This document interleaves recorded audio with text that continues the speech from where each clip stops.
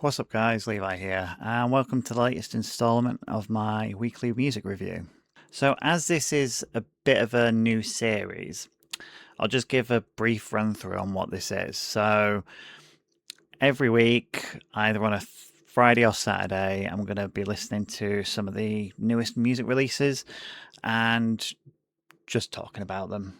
So, in this week's episode, I guess you could call it, I'm going to be talking about the new Motionless In White album, the new Mastodon song, the new Nickelback song, and then I'll finish it off with Drag Me Out's latest release. So, yeah, starting off, I'll talk about the latest Motionless In White release. So, their new album, Decades, is a pretty decent album. I think that there are some things missing from it though, and based on how it was promoted, what we essentially got was very different to what I think was expected amongst a lot of the fan base. Reception I've seen to it so far is a little bit mixed depending on where you read some of the comments from the fan base.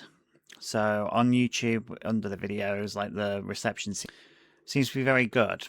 And then if you go onto Reddit, for example, there seems to be a little bit more of a negative response to it, with a lot of people saying that, it wasn't as heavy as what it was supposed to be, or just kind of feeling underwhelmed by it in general. So the album opens up with Decades, which I thought was a really good song. It was a good heavy hitter to start the album off with, which I think everybody coming in with these expectations, I think that was a pretty satisfying opener for him.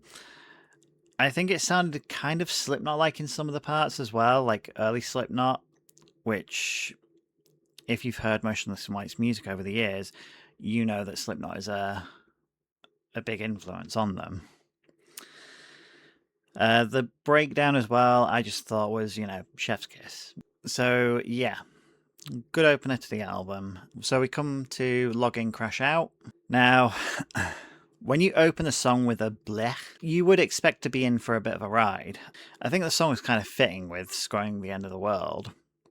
Like, I think that song could have been on the album and it would have had its place. I like the cyberpunk elements that they added into this song as well. I thought that was really cool. The thing that kind of killed this song for me, though, was I just felt the chorus was a little bit weak. And then they had a section where they had like chanting, and again, I just thought that was a little bit meh. But the breakdown was really good, and the fact we got a second blech in this song in the breakdown, I thought was really cool as well. But overall, I think the song was just okay. Then we come to RIP, which, again, I think the lyrics are good. And I think that Skylar Grey's contribution to the song as well was really good. I think Skylar Grey's an incredible vocalist, and I think she's kind of underrated as well. I did like that they had this like gothic sound and like gothic elements to it. I thought the music video was really cool because it was very gothic in nature. There was just something missing that I just can't put my finger on. And I just found it to be like the weakest of the singles that we'd had prior to this album releasing. It's not to discredit the song entirely, because I do think it's decent. I mean, maybe it's just something that if I listen to it a little bit more, maybe it'll grow on me. But, if I'm coming to listen to this album, RAP is not one of the songs that I'm going to be coming to this album for, unfortunately. Which I know a lot of fans really liked this song. A lot of people were saying that this was basically the Eternally Yours 2 of the album. But yeah, overall, there's just something missing in that song. Then we've got Fight Like Hell, which, I'm not gonna lie, when it opens with Chris basically screaming, "This is my brutality," the first thought that came into my head was Rhea Ripley, because as a WWE kind of fan right now, Rhea Ripley's theme song's done by Motionless in White, and it opens with "This is my brutality." I thought it was a cool nod to Rhea Ripley herself, and then when you look into the lyrics a little bit more, it talks about fighting and "drop the hammer to the bell and I fight like hell," which is kind of like how they ring the bell in WWE. They've got like this little kind of like mallet thing, and then they just tap the bell 3 times. I think that maybe this is one of two things. They either recorded this at the same time as they recorded their actual theme song, but this one didn't just make the cut. Or they've recorded this and maybe Rhea Ripley will use it when she comes back. But I like that there was a bit of like this kind of like nu metal feeling to it as well. I'm one of those people. I grew up on nu metal music, so any nods to that sort of genre, like I'm kind of locked in. Then there was a bit of the chorus I would say is very Reincarnate like, not the song but like the album overall. And then you get Chris rapping. That was a bit of a surprise to me because I'm not really used to hearing Chris do stuff like that. And it sounded very much Fred Durst. Like if they'd have just said to Fred Durst, do you want to be on our album? That would have fit perfectly. But yeah, it was really interesting to hear that. Overall, I really did enjoy this song. This is probably one of the better ones of the album. And the fact that it's got Rhea Ripley involved, which even if I'm not the biggest wrestling fan anymore, I'm quite a big fan of Rhea Ripley in general, horror fan and whatnot. So then we move on to Playing God, and this was definitely one of the strongest songs of the album. It sounds very early Slipknot, which is very fitting considering the fact that Corey Taylor's on this song as well. The way that Chris and Corey as well just sort of bounce off of each other, I think is really good. I think that's something as well that's really missing when you get collaborations. So, for example, a lot of artists, they'll get somebody on their song and then you hear the song and it's just this feature and he has like one verse on the song. Whereas I think collaborations like should be collaborations. Like I'm a big hip hop fan, so the fact that Logic with his collaborations, it seems very much like it's kind of back and forth. Run the Jewels, for example, which is LP and Killer Mike. Yes, it's a project that they're doing together. The way they collaborate and bounce off of each other's ideas, I think works really well. If we're going to talk about something more recent, you've got Don Broco, True Believers, feat Sam Carter, probably one of the best songs of the year so far. And the fact that, you have the first verse and then you got Sam on the second verse, and then towards the end of the song, they're just bouncing off of each other. They get one vocal, the other one gets the other vocal, for example. I just think that works really well. And the context of the song's interesting enough as well, with the context of social media and people fabricating stuff to get clicks, views, validation. I think it's something that's very prevalent in today's society where you've got so many people that are using clickbait on YouTube, for example, to generate views on their videos. Something that I just never seen the point of. But one thing I want to point out is where the fuck has this Corey been? Because, okay, we've not had a new Slipknot album in a few years, but even on that last Slipknot album, that intensity from Corey just wasn't there. You had it sprinkled in here and there on We Are Not Your Kind, but this is Corey that I've not heard, I would probably say since like Iowa era, which kind of makes you think the fact that Slipknot have gone in the direction they have gone is like, well, we know that Corey can go like this, so why the fuck isn't he? I don't know. Maybe it's just because we haven't had a new Slipknot album in quite a while, so I'm just kind of like associating that with Corey just not being that heavy in years. I don't know. The pre-breakdown sounds a lot like Slaughterhouse, but instead of Brian Garris doing the call-out, it's Chris doing the call-out instead. And then probably the best blech on the album, the fact that he just draws it out as well, I just think is so cool. But overall, yeah, Playing God is such a good song. The feature from Corey Taylor is the best I've heard from Corey in like years. Then we move on to All That I've Ever Known. It's a pretty good song. It feels like something from the past, and I was listening to this thinking, like, this sounds like something I've kind of heard before, but I just couldn't put my finger on it. Maybe kind of like Linkin Park in some elements. But I thought the dubstep elements were cool. I'm one of those people, like, if they want to experiment and bring new things into the world of metal, I'm all for it. And that dubstep breakdown as well, I thought was pretty awesome. Something a little bit different. I know that a lot of fans were probably disappointed because they wanted to hear, these down-tuned guitars just playing the ugliest riff possible, but I thought it was a little bit of a change of pace. My only criticism was I felt that the final chorus was a little bit weak. So some songs, you have them go like an octave higher, and that's what Chris did in this song. And I just felt that overall it was just a little bit, it was a little bit weak and a little bit unnecessary in my opinion anyway. But still, overall, I did think it was a good song. I just thought that that last chorus was a little bit eh. But then we get to Blood Rave, which I felt was more like a metal synthwave track. I thought it was pretty cool, and I liked that they had that feature on as well from Anthony Martinez. I thought his contribution to the song was pretty cool.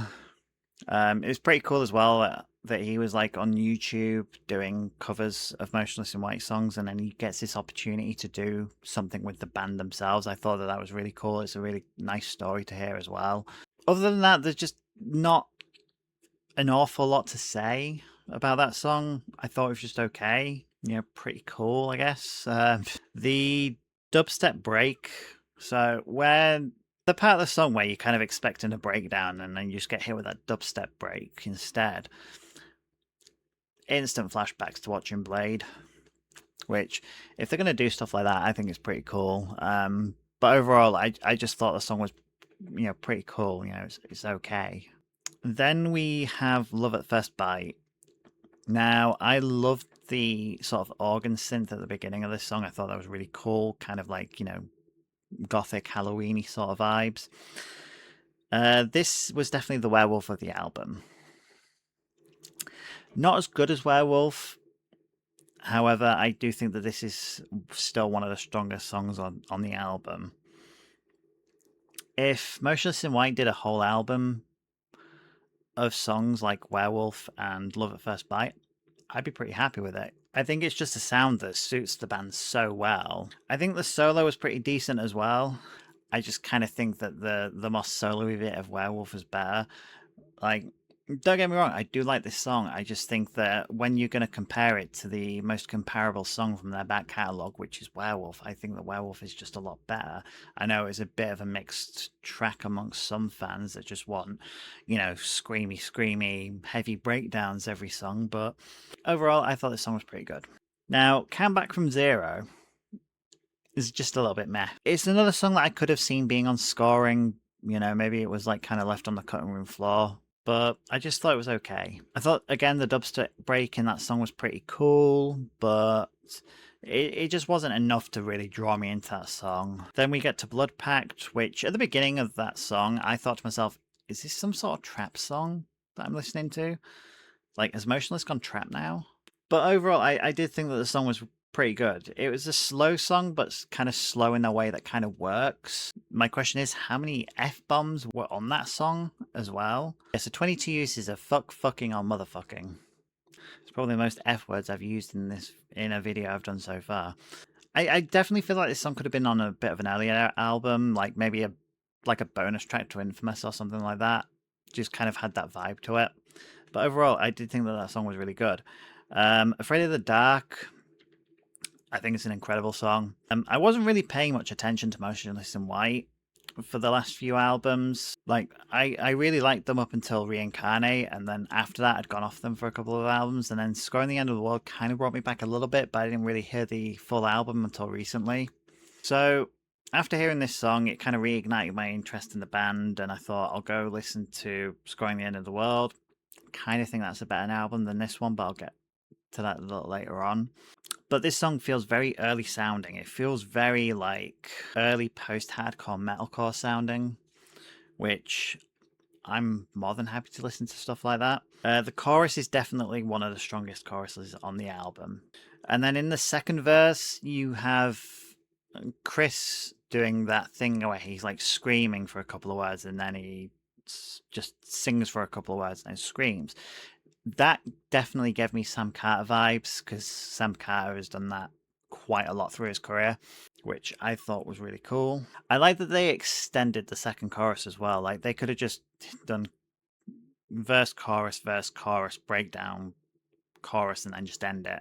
But I did like the fact that they decided to do something a little bit different, just sort of extend that second chorus a little bit more. I like the breakdown as well. It gave me cyberpunk vibes, which I'm always happy to hear in metal songs. I would probably say that this is maybe the strongest song on the album. Yeah, you've got Sunglasses at Night next, which is a cover of a song by Corey Hart.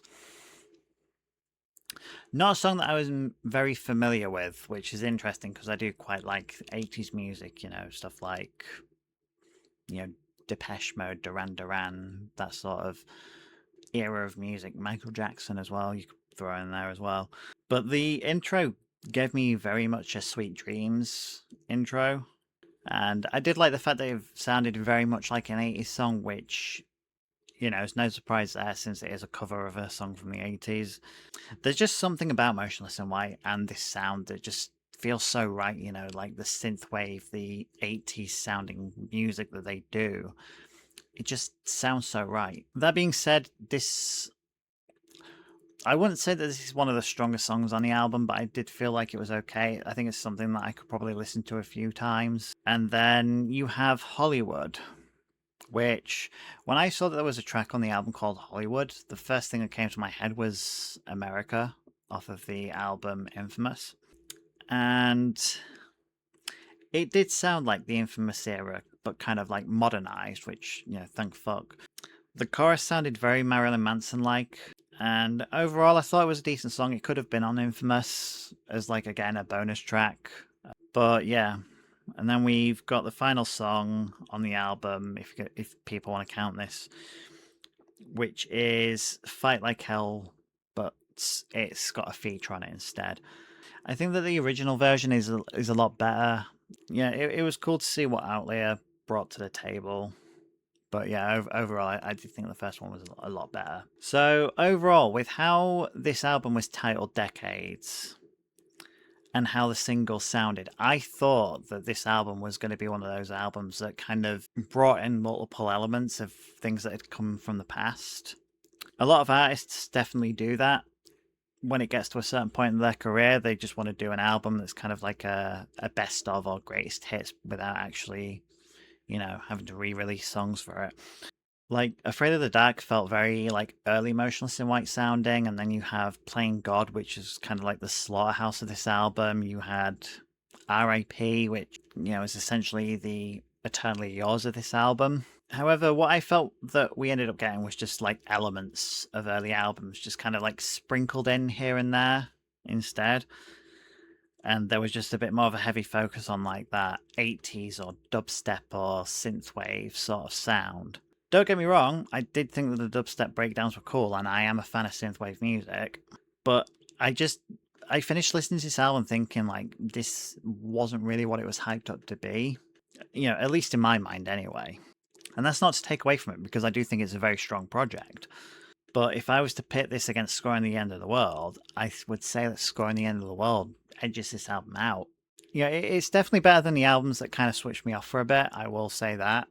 But yeah, overall, I did enjoy this album, but I think that their previous work, which you're going to more likely compare it to, is definitely stronger.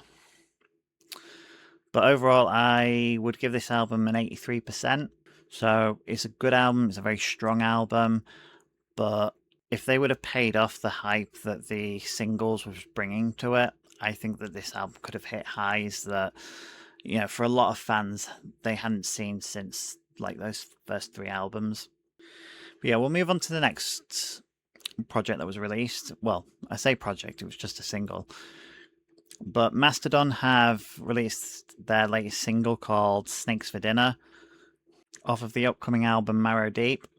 Now, Mastodon have been a band that I've been into for quite a long time. Like, I can remember listening to this band in, like, early secondary school. Yeah, so when I got into this band, well, the album that kind of got me into this band at the time was Blood Mountain. I thought it was a really strong project. Kind of different to a lot of the other things I was listening to at the time. And then Crack the Sky came out, which I thought was a really good album. I have to say, I've not really listened to a lot of their latest stuff. This just came up in my recommended on YouTube. I just thought to myself, I'll see what Mastodon are up to nowadays. And I have to say, this song is really good. It reminds me very much of, like, that sound that a lot of people love Mastodon for. Brandela's drumming, as always, is just incredible. But yeah, I just love that groovy sounding guitar work that Mastodon are well known for. I did as well like the fact that the solo, instead of it being a guitar solo, was a keyboard solo. I thought that was so cool. Like, it could have been a guitar, but the choice to go with the keyboard instead, I think was I think it was a very cool one. If the rest of this album is going to sound anything like this, I think Mastodon fans could be in for a very good project. I like that they kept like like the more heavier riffs until the end of the song, just to sort of like close it out. And yeah, I just felt like that was very like early sounding Mastodon esque, and I think that Josh Homme definitely added to it a little bit more as well. But overall, I would say that this new Mastodon song's a really good one. Kind of looking forward to what this new album might bring as well. The next one might be a bit of a controversial one. So we've got Nickelback with Rattle the Cage. The song's okay. I thought that Bones for the Crows was a lot better. But that being said, I think that a heavier sound for Nickelback is always cool to hear. It's always cool to see what they come up with. There's just something about the chorus that kind of switches me off a little bit, and I don't know what. I think it's something that might grow on me eventually. But overall, I do like the fact that Chad's vocals have some grit to them as well. I thought that the John 5 collaboration, doing like the more solo-y bits of the song, it was really cool, and I thought that it gave the song some extra flavour. Overall, I thought the song was okay. I think it's something that might definitely grow up on me. You know, like I've only heard the song like twice so far. So maybe with subsequent listens, maybe that chorus is gonna, click. And one thing I do want to mention as well is the whole Nickelback hate thing. I know that it was like really cool to hate Nickelback for a very long time, but the thing is I've always enjoyed their music. Yeah, they've had some misses, and they had this era where they were more focusing on a bit more of a radio friendly sound. But I think the biggest cause of the Nickelback hate was how popular Rockstar was, and also kind of like how annoying it was. But I've always thought this band was a really good band. You know, they make good music, even if some of it leans a little bit, radio friendly. I wasn't a massive fan of their last album. They teased San Quentin as being like a really heavy song, and I do like San Quentin as a song. I think it's really good, but I think we were kind of blueballed a little bit there, and just the rest of the album I thought was a little bit meh. Yeah, I thought Feed the Machine was a really good album as well. I thought this was like the start of them bringing like some of those heavier elements back to the band, which, I'm not that sort of person that's just like an album has to be heavy for it to be good, but the fact that they brought this heavier sound I thought was really exciting. But then prior to that, they had No Fixed Address and Here and Now, which I wasn't a massive fan of those albums. I thought Dark Horse was a really good album as well, even if it was leaning more into that radio friendly stuff. And then, prior to that, they were like a little bit more of the band that, like, I discovered as a kid. I think it's time to end the Nickelback hate now. I know that a lot of people are like kind of warming up to them, which is cool, but maybe I'll do a video on trying to find out why Nickelback are so hated, or if it's just the fact that it's just an internet thing. Yeah, moving on from that, we've got the new release from Drag Me Out. So, for those that don't know who Drag Me Out are, the band that Dennis Stuff created after he'd left Asking Alexandria after the Black. Now, I know that Dennis Stuff is a very like controversial figure in the metal community. The fact that he's kind of screwed over some past bands, Asking Alexandria included, and that, he's just not had very much of a good rep. But after the whole Asking Alexandria thing, I was willing to give him another chance because I just thought at the time that The Black was some of the best work that Asking Alexandria had done in quite a while. Because you had LP5 release after that, and like House on Fire, which is just eh. Yeah, they released the first album. It was very much of a Bring Me the Horizon, That's the Spirit sounding album. And then they released the second album, which was a little bit more post-hardcore metalcore sounding, which is what Dennis Stoff is mainly known for in terms of doing music. Then we didn't have anything for a while, and then there was a lot of like speculation what's going on, and it turns out that Drag Me Out is now just a one-piece band, the one piece being Dennis Stoff. But they released Can't Keep Running Away, which was okay. And then they released the second single. I can't remember what it's called. Not that I want to remember what it's called. They released Halo of Smoke, which the ideas going into that song were good.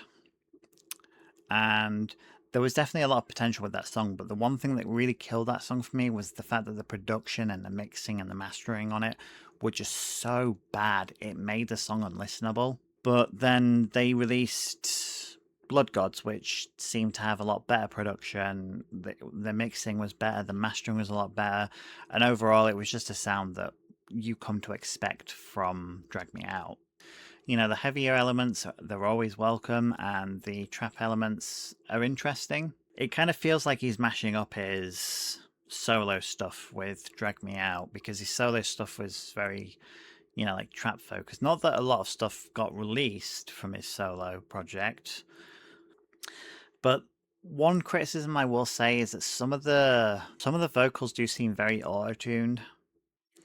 But if further releases sound like this, then I think it's something to look forward to. You know, just something with the Drag Me Out DNA, but just with better mixing and mastering. But yeah, that's everything in terms of this week's releases.